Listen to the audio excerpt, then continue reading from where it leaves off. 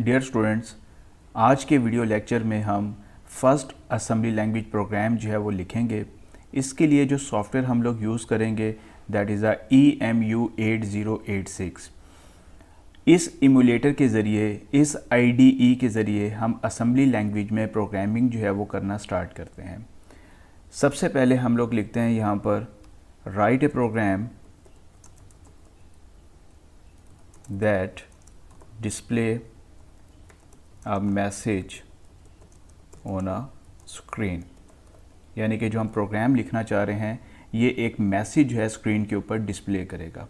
यहाँ पर मैंने सेमीकोलन लगाया। सेमीकोलन जो है ये बेसिकली असेंबली लैंग्वेज में सिंगल लाइन कमेंट के लिए हम लोग यूज़ करते हैं। असेंबली लैंग्वेज में जब हम प्रोग्राम लिखते हैं जो वेरी फर्स्ट स्टेटमेंट होती है वो हमारे पास मॉडल डायरेक्टिव होता है। मॉडल डायरेक्टिव को हम कैसे डिफ़ाइन कर सकते हैं?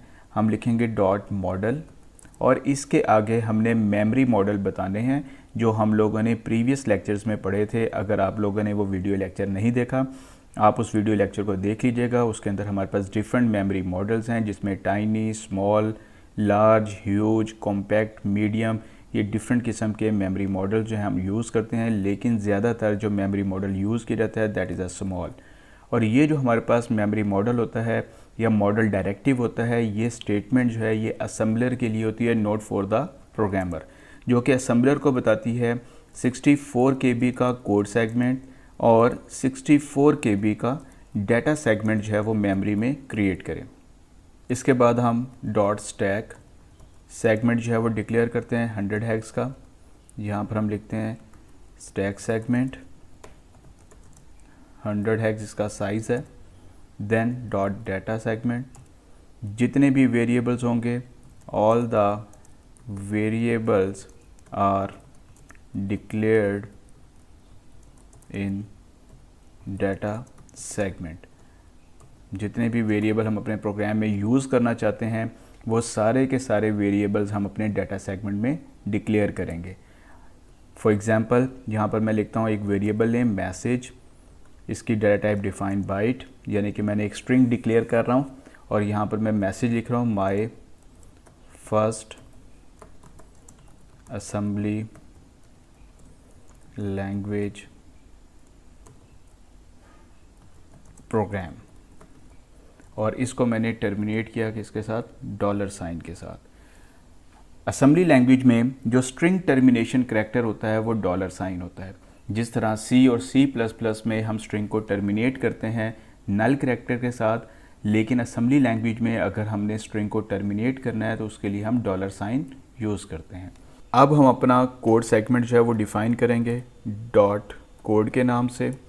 इसके अंदर हम लोग एक फंक्शन क्रिएट करते हैं, एक प्रोसीजर क्रिएट करते हैं यूज़र डिफ़ाइन, जहाँ से हमारे असेंबली लैंग्वेज के प्रोग्राम की एग्जीक्यूशन स्टार्ट होगी।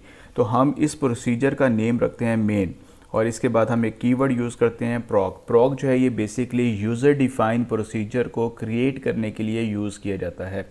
और इसके बाद हम इसको जब एंड करते हैं तो हम इसके नीचे लिखेंगे मेन एंड पी।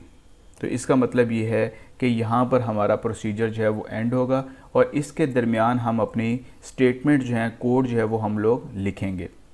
इस फंक्शन का नाम हमने मेन क्यों रखा? क्योंकि C और C++ में हमने ये पढ़ा है कि हमारे प्रोग्राम की जो एग्जीक्यूशन होती है वो मेन फंक्शन से स्टार्ट होती है। तो इसी वजह से इस फंक्शन का नेम जो है वो मेन रखा गया। यूज़र डिफ़ाइन फंक्शन नेम है, आप कोई भी नेम यूज़ कर सकते हैं। लाजमी नहीं है कि आपने मेन ही फंक्शन का नाम यहाँ पर लिखना है। ये मेरी मर्ज़ी थी तो मैंने यहाँ पे मेन फंक्शन का नाम जो है मैंने वो लिखा है। तो आप कोई भी यूज़र डिफ़ाइन फंक्शन नेम जो है वो यूज़ कर सकते हैं, लेकिन जो फंक्शन नेम आप यहाँ पर लिखेंगे उसी फंक्शन नेम को आपने यहाँ पर फिर एंड भी करना है। अगर आपने यहाँ मेन यूज़ किया है तो यहाँ पर भी आप मेन एंड भी करेंगे। अगर आप यहाँ पर लिखते हैं माई फर्स्ट तो यहाँ पर फिर आप माई फर्स्ट लिखेंगे। तो जो फंक्शन नेम आप यहाँ पर लिख रहे हैं वही फंक्शन नेम हम यहाँ पर यूज़ करेंगे। नेक्स्ट हम यहाँ पर लिखते हैं मूव AX @ डाटा, यानी कि ये जो हम लोगों ने डाटा सेगमेंट क्रिएट किया इसका एड्रेस हम मूव कर रहे हैं किसमें? AX रजिस्टर में। और फिर इस एड्रेस को हम मूव कर रहे हैं किसमें? डाटा सेगमेंट में हम यहाँ लिखते हैं DS, यानी कि इसका मतलब ये है कि ये जो हम लोगों ने डाटा सेगमेंट क्रिएट किया था इसका एड्रेस जो है जो एक्चुअल डाटा सेगमेंट है इसमें हम मूव करना चाह रहे हैं। तो हम segment to segment direct move नहीं कर सकते, दरमियान में हम कोई भी जनरल पर्पस रजिस्टर यूज़ करेंगे। दैट्स वाई हम लोगों ने पहले @data इसका जो एड्रेस था वो AX रजिस्टर में मूव किया और फिर AX में जो एड्रेस पड़ा हुआ था उसको डाटा सेगमेंट में हमने मूव किया। जब भी आप लोगों ने असेंबली लैंग्वेज में प्रोग्राम लिखना है तो आपने ये दो स्टेटमेंट जो हैं वो लाजमी लिखनी है। इसके बाद हम लोग क्या करते हैं, यहाँ पर डिस्प्ले या स्ट्रिंग, तो एक स्ट्रिंग को डिस्प्ले करने के लिए जो हमारे पास सर्विस नंबर है वो हम यूज़ करेंगे। तो सर्विस नंबर हम लोग यूज़ करते हैं मूव AH में 09H। इस सर्विस नंबर की रिक्वायरमेंट क्या है कि जिस स्ट्रिंग को आप डिस्प्ले करना चाहते हैं उसका ऑफसेट एड्रेस जो है वो उसका ऑफसेट एड्रेस जो है वो किस में होना चाहिए, DX रजिस्टर में होना चाहिए। तो हम यहाँ पे लिखते हैं ये जो हमारे पास मैसेज है इस मैसेज को हम डिस्प्ले करना चाह रहे हैं with the help of 09A service. तो हम इस मैसेज का जो ऑफसेट एड्रेस है उसको DX रजिस्टर में मूव करेंगे एंड देन हम यहाँ पर इंटरप्ट 21 हेक्स को कॉल करते हैं। तो यहाँ पर हमारे पास 09A सर्विस की जो रिक्वायरमेंट थी, एक रिक्वायरमेंट ये थी कि हमारे पास जो स्ट्रिंग होनी चाहिए वो डॉलर से टर्मिनेट होनी चाहिए। नंबर 2, उस स्ट्रिंग का जो ऑफसेट एड्रेस है वो आपका DX रजिस्टर में होना चाहिए। तो इस तरीके से हम लोगों ने एक मैसेज को स्क्रीन पे डिस्प्ले करने की रिक्वायरमेंट जो है वो फुलफ़िल कर ली। अब हम प्रोग्राम को टर्मिनेट करते हैं, टर्मिनेट प्रोग्राम। जब हमने प्रोग्राम को टर्मिनेट करना है तो उसके लिए हमारे पास जो सर्विस यूज़ की जाती है मूव AH में 4CH इंटरप्ट 21H। तो ये हमारा प्रोग्राम जो होगा यहाँ से टर्मिनेट होगा और इसके बाद जब प्रोग्राम आपका टर्मिनेट हो जाएगा सबसे लास्ट स्टेटमेंट आपने क्या लिखनी है, एंड मेन। तो इस तरीके से हमने असेंबली लैंग्वेज में एक प्रोग्राम जो है वो क्रिएट किया। इसमें ये वाला पोर्शन जो है ये आपने हर प्रोग्राम में लाजमी लिखना है। इसी तरीके से ये वाला जो पोर्शन है ये भी आपने हर प्रोग्राम में लाजमी लिखना है और ये वाला जो पोर्शन है ये भी आपने हर प्रोग्राम में लाजमी लिखना है। ये जो दरमियान में हम लोगों ने यहाँ पे मैसेज डिस्प्ले किया ये according to requirement, according to program हम अपने कोड को चेंज कर सकते हैं। तो यहाँ पर हमारी रिक्वायरमेंट ये थी कि हमने सिर्फ एक मैसेज को स्क्रीन पे डिस्प्ले करना है, तो इसलिए हमने सिर्फ इतना ही कोड लिखा जो स्क्रीन के ऊपर एक मैसेज को डिस्प्ले कर देगा। अब हम अपने प्रोग्राम को सेव करते हैं। मैंने सेव पे क्लिक किया, यहाँ पर मैं लिखता हूँ फर्स्ट, ये मेरे पास फाइल का नेम है, then click on save button. ये मेरी फ़ाइल जो है वो सेव हो गई। अब हम इम्यूलेट पे क्लिक करते हैं। जैसे मैंने इम्यूलेट पे क्लिक किया तो यहाँ पर मेरे पास एक विंडो अपीयर हुई। यहाँ पर लिखा हुआ है सिंगल स्टेप आप अपने प्रोग्राम को असेंबल करना चाह रहे हैं या कंप्लीट प्रोग्राम को आप असेंबल करना चाह रहे हैं। तो अगर हम सिंगल स्टेप पे क्लिक करेंगे तो एक एक इंस्ट्रक्शन आपकी जो है वो डिबग होगी। अगर हम रन पे क्लिक करते हैं तो पूरा प्रोग्राम जो है हमारा एट द सेम टाइम क्या होगा, वो असेंबल होगा और एग्जीक्यूट होगा।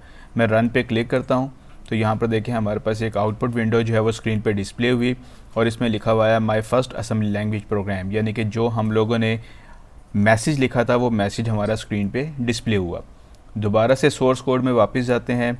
यहाँ पर फॉर एग्ज़ाम्पल अगर हम एक और मैसेज डिस्प्ले करना चाहें तो यहाँ पर मैं लिखता हूँ MSG1 डिफाइन बाइट और यहाँ पर मैं एक नया मैसेज लिखता हूँ फॉर एग्ज़ाम्पल हेलो वर्ल्ड और इसको भी मैं टर्मिनेट करता हूँ $साइन के साथ और इसी कोड को मैं दोबारा से यहाँ पर कॉपी करता हूँ Ctrl+C और यहाँ पर एक और मैसेज है वो डिस्प्ले करते हैं Ctrl+V। लेकिन यहाँ पर अब हम जो ऑफसेट पास करेंगे दैट इज़ अ मैसेज1। ये मैंने यहाँ पर अब मैसेज1 का ऑफसेट जो है ये मैंने DX रजिस्टर में पास किया। प्रोग्राम को मैं सेव करता हूँ, दोबारा से इम्यूलेट पे क्लिक करता हूँ और रन पे क्लिक करता हूँ। तो यहाँ पर देखें हमारे पास पहला मैसेज डिस्प्ले हुआ my first assembly language program और उसके आगे लिखा हुआ है हेलो वर्ल्ड। मैं ये चाहता हूँ ये हेलो वर्ल्ड जो है ये मेरा न्यू लाइन पे डिस्प्ले हो। तो हम इसको न्यू लाइन पे कैसे डिस्प्ले कर सकते हैं, तो यहाँ पर जब आपने ये मैसेज1 लिखा इसके साथ यहाँ पर आप लिखें 0DH। ये बेसिकली हमारे पास 0DH जो है ये कोड होता है कैरेज रिटर्न का और कॉमा डालें, इसके बाद लिखें 0AH। ये बेसिकली हमारे पास कोड होता है लाइन फीड का। तो हम अगर अपने किसी टेक्स्ट को न्यू लाइन पे डिस्प्ले करना चाहते हैं तो यहाँ पर जो न्यू लाइन का कोड है वो हमारे पास है 0DH 0AH। तो 0DH जो है ये कैरी रिटर्न के लिए है, 0AH जो है ये लाइन फीड के लिए है। तो जिस भी स्ट्रिंग को आप नेक्स्ट लाइन पे डिस्प्ले करना चाहते हैं उससे पहले आप ये कोड लिखेंगे तो आपका मैसेज होगा वो आपका न्यू लाइन के ऊपर डिस्प्ले होगा। इसको हम सेव करते हैं, दोबारा से इमुलेट करते हैं, तो यहाँ पर इसको रन करते हैं। तो यहाँ पर देखिए हमारे पास जो आउटपुट डिस्प्ले हुई my first assembly language program, फिर उसके बाद न्यू लाइन का कोड एग्जीक्यूट होगा और फिर आपके पास नेक्स्ट आउटपुट जो है वो स्क्रीन पर डिस्प्ले हुई हेलो वर्ल्ड। दोबारा से प्रोग्राम में वापस आते हैं। यहाँ पर एक और चीज़ मैं आपको बताता चलूँ कि यहाँ पर ये जो हम मूव DX ऑफसेट मैसेज 1 लिख रहे हैं तो यहाँ पर हम एक और स्टेटमेंट भी लिख सकते हैं जिसको हम लोग नाम देते हैं किसका, ली स्टेटमेंट का। तो यहाँ पर हम ली स्टेटमेंट जो है ये भी यूज़ कर सकते हैं। इसे हम कहते हैं लोड इफ़ेक्टिव एड्रेस। तो ये स्टेटमेंट भी हम यहाँ पर यूज़ कर सकते हैं। इसका मतलब ये है कि ये स्टेटमेंट क्या करती है, loads the destination with address of source, यानी कि जो सोर्स का एड्रेस होगा उसको डेस्टिनेशन में क्या करेगी, लोड कर देगी।